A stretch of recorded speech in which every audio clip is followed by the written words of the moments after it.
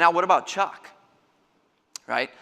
Chuck, I mean, he was really in a world of hurt. At this point in his life, he was 10 years older than Andy, so he was kind of in sort of a vocational no man's land. It seemed like he was too old to find another job, but yet too young to retire. His teenage daughters were both getting ready to start college. His wife had dreams of going back and finishing the college degree that she had long ago abandoned for motherhood.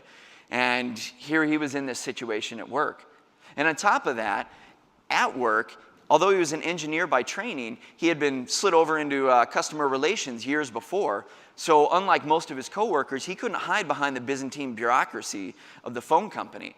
Every day he had to walk into the office and clock in right on the front lines of this very challenging battle. He had to deal with the onslaught of angry callers and the mass exodus of existing customers. And yet, Chuck didn't come unglued. In spite of having a heart that was 10 years older than Andy's, his blood pressure didn't go up. He didn't have a heart attack. He didn't get an ulcer. In spite of having 3 decades of work habits violently disrupted, his leadership performance actually improved. He didn't spend less time with his kids. He didn't ignore his wife. He didn't spend more time bellying up at the bar or betting on horses at the track. His performance in work and life actually got better.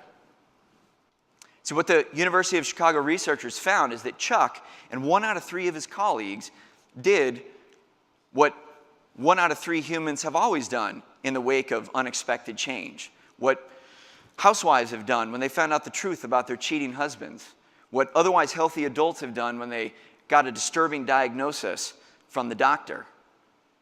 What thousands of European Jews did when they walked out the gates of Auschwitz alone and traumatized.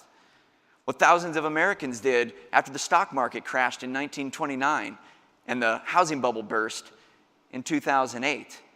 What ravaged parents have done when they had to walk away from the cemetery without their child.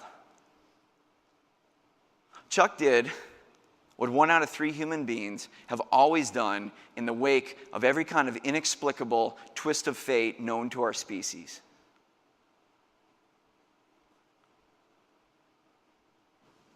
He adapted. Plain and simple. He adapted.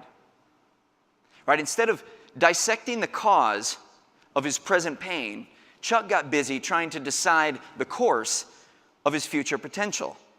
And that turns out to be the cornerstone of adaptive, resilient people.